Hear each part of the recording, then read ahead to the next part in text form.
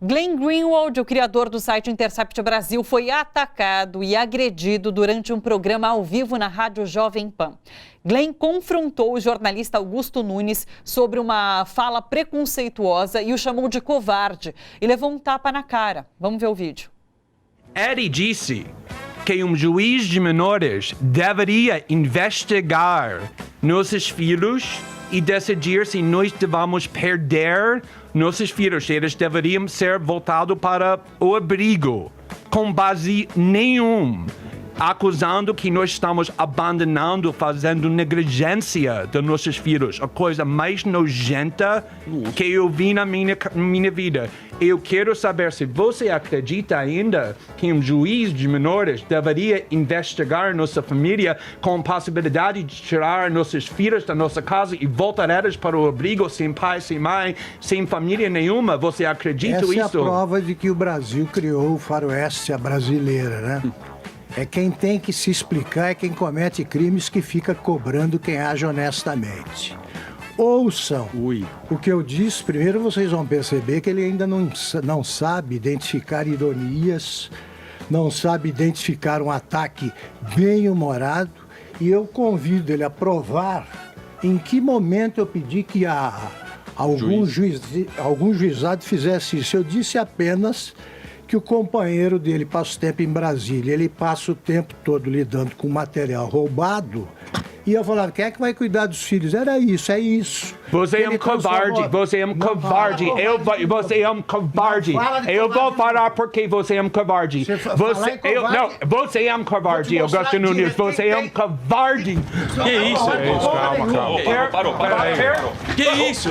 É isso aí. Peraí, calma. Eu te mostro quem tem coragem física. Não, aí não. Eu te mostro quem tem. Peraí, vamos cortar. Cabide, pode cortar. A gente conversa agora com o jornalista e professor Laurindo Lalo Leal Filho, da Escola de Comunicações e Artes da USP. Oi, Lalo. Oi, Thalita, boa tarde. Boa tarde. Lalo, é uma barbaridade isso e é muito representativo desses tempos em que vivemos, em que não se aceita o contraditório, que parte para a violência, que parte para o ataque, é lastimável. Nós estamos chegando num limite muito perigoso, Thalita. Essas cenas envergonham o Brasil. Eu tenho certeza que hoje telejornais da maioria dos países do mundo vão transmitir essas cenas trágicas, tristes, que envergonham não só o país, mas particularmente o jornalismo brasileiro. Agora, é preciso entender que esse ódio que salta aos olhos de todos nós e que hoje saltará aos olhos do mundo todo, ele foi produzido em grande parte por esse tipo de jornalismo representado pelo Augusto Nunes. O Augusto Nunes é uma pessoa conhecida, eu o conheço há muitos anos, e ele tem uma história não muito dignificante no jornalismo brasileiro e que nos últimos anos foi se exacerbando em posições de extrema-direita que ultrapassaram os limites de qualquer ética jornalística. Esse caso específico, Thalita, em relação ao Glenn, ele mostra claramente que esses limites foram ultrapassados. O jornalista ele tem a obrigação de fazer a crítica, de analisar fatos políticos de natureza pública. Ele ultrapassou os limites da natureza pública. Ele invadiu a privacidade do jornalista Glenn Greenwald.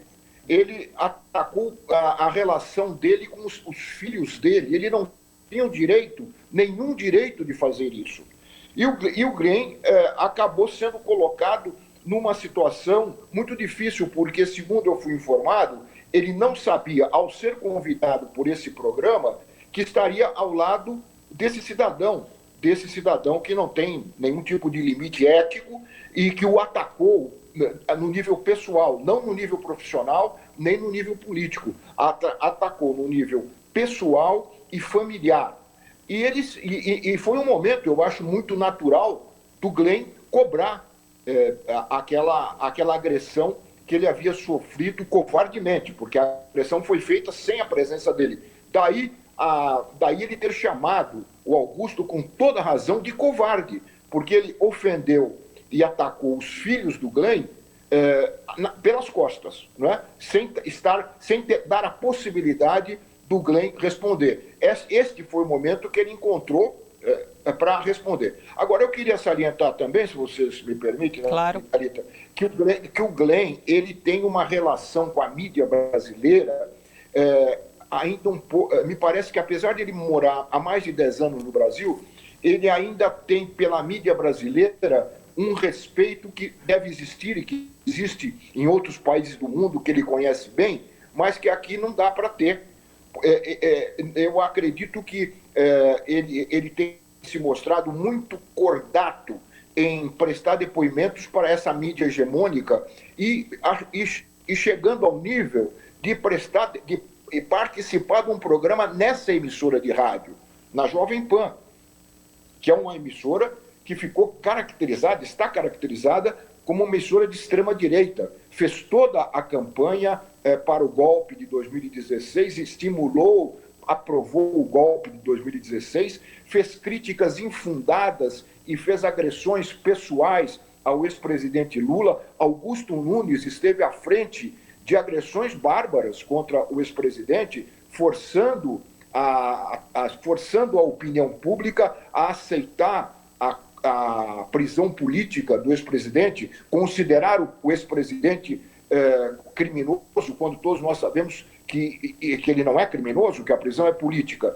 E o Glenn, ele ainda tem, me parece, uma relação que ele de crédito com essa mídia. Eu acho que ele, nesse caso, embora ele não soubesse que o Augusto Nunes estaria presente, ele talvez devesse saber que o papel da Jovem Pan na cena política brasileira e qual é a conduta dela, sempre muito alheia aos fatos, né? Sempre fazendo um jogo político da extrema-direita e que não dá oportunidade a um diálogo, né? mais cavalheiresco, vamos assim dizer. Ontem à noite, Thalita, só para terminar, à noite eu estive com o Glenn.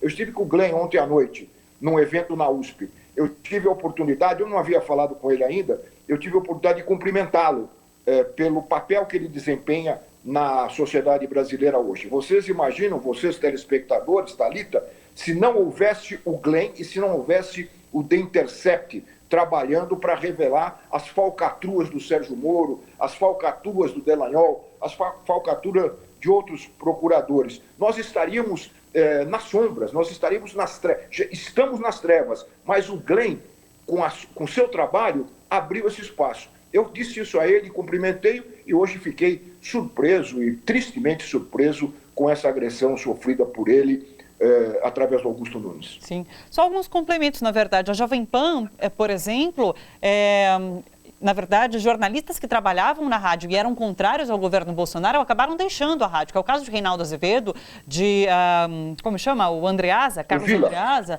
o Antônio Villa, exatamente. Eram pessoas ali de opinião e que acabaram deixando a casa por conta de um posicionamento político de direita da Jovem Pan. Então, de fato... Eles eram, você falou esses nomes, eles eram de direita, apoiaram o golpe, apoiaram a prisão do Lula, mas depois da posse do Bolsonaro, com os desmandos do Bolsonaro, eles começaram a mudar de posição. E a rádio não mudou. Eles foram tendo uma posição um pouquinho mais crítica e a rádio manteve a posição de extremismo de direita. E por isso eles foram dispensados da emissora. Claro. Outra coisa, Glenn Greenwald, um pouco antes de participar do programa, ele fez uma postagem no Twitter dizendo: acabo de ficar sabendo que Augusto Nunes também participará do programa e vai ser uma boa oportunidade para tirar satisfação com ele por conta daquele comentário em relação aos filhos dele. Então, assim, ele realmente foi informado em cima da hora, pelo que parece, mas topou participar e estava sabendo. E outro detalhe, tem um teor também bastante homofóbico em relação ao comentário passado sobre os dois pais não serem capazes de criar os filhos porque trabalham e toda o que se deu hoje, toda essa violência, tem esse caráter homofóbico também. Pois é, Thalita, você vê como as coisas vão se ampliando.